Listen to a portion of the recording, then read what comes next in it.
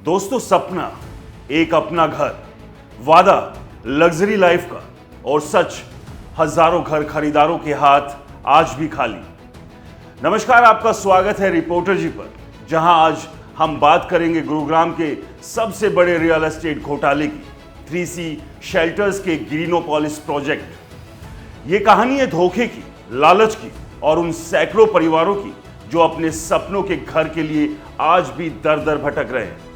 तो चलिए इस घोटाले की परतें खोलते हैं और देखते हैं कैसे कुछ लोग आपकी मेहनत की कमाई को हड़प कर चैन की नींद सोते हैं। सपने बेचने का धंधा बड़ा आसान है, खासकर जब आपका इरादा ही धोखा देना हो। साल 2011 में 3C शेल्टर्स और ऑरिस बिल्डर ने गुरुग्राम के सेक्टर 89 में ग्रीनोपोलिस प्रोजेक्ट लॉन्च किया। 29 टावर, 1700 से ज्यादा फ्लैट्स और वो वादा लग्जरी लाइफ का। खरीदारों ने अपनी जिंदगी भर की कमाई करीब 1100 करोड़ रुपए इस प्रोजेक्ट में झोंक दी। लेकिन क्या मिला? अधूरी इमारतें, टूटे हुए सपने और एक ऐसा धोखा जिसने हजारों परिवारों को सड़क पर ला दिया। 2016 में तो हद हो गई, निर्माण पूरी तरह ठप, साइट पर बस कंक्रीट के ढांचे और खरीदारों की उम्मीद के मलबे बचे। लेकिन अब कहानी में ट्विस्ट। ईडी ने इस घोटाले के मास्टरमाइंड निर्मल सिंह, विदुर भारद्वाज और सुरप्रीत सिंह सूरी के खिलाफ कमर कस ली है। 30 जुलाई 2025 को साकेत की विशेष पीएमएलए कोर्ट में केस दर्ज हुआ और 7 अगस्त को आरोपियों को नोटिस भेजा गया। ईडी का आरोप है कि इन लोगों ने खरीदारों से वसूले गए 1100 करोड़ में से 600 करोड़ से ज्यादा का गबन किया। जी हां, आपने सही सुना, 600 करोड़। यह पैसा कहां गया? कोलकाता की फर्जी कंपनियों में, ग्रुप की अपनी फर्मों में और निर्मल सिंह के साले की कंपनी ग्लोबल कंस्ट्रक्शन में। नकली बिल, फर्जी लेन देन और खातों में हेरफेर, इन लोगों ने कोई कसर नहीं छोड़ी। दोस्तों, चलिए इस लूट के हिसाब किताब को समझते हैं। 214 करोड़ रुपए अपनी ही ग्रुप कंपनियों को ट्रांसफर, 133 करोड़ रुपए कोलकाता की एक फर्जी फर्म NU रुचि बार्टर को, 125 करोड़ ग्लोबल कंस्ट्रक्शन को और बोनस में 90 करोड़ की बिना बिकी संपत्ति को प्रोजेक्ट से हटाकर गलत इस्तेमाल। ये लोग तो पैसे को जादू की छड़ी से गायब करने में उस्ताद निकले और खरीदार वो बेचारा बस इंतजार करता रहा अपने घर के लिए, अपने सपनों के लिए। लेकिन इनके लिए तो आपका पैसा बस एक खेल था और वो जीत गए।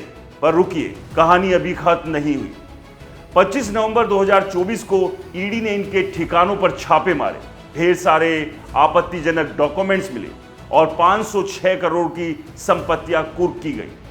अब ईडी ने कोर्ट से इन संपत्तियों को जब्त करने की अनुमति मांगी है। ये गुरुग्राम के सबसे बड़े रियल एस्टेट घोटाले में से एक है और ईडी का कहना है कि जांच अभी जारी है।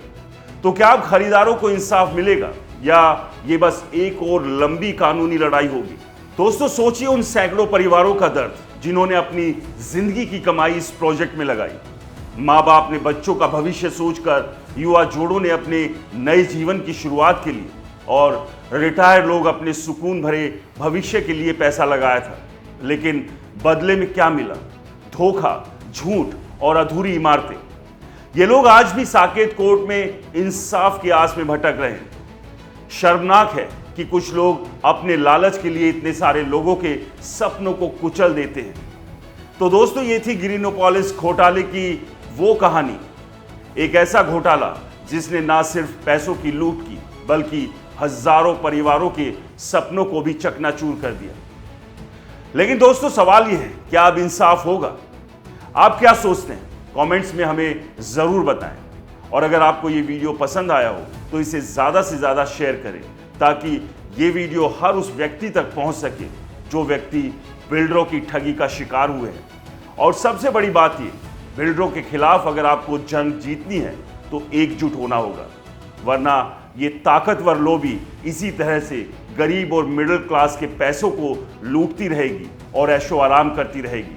और वो मिडिल क्लास और गरीब इसी तरह से कोर्ट और दूसरी एजेंसीज के दरवाजों पर अपनी ईडियां रगड़ता रहेगी। नमस्कार।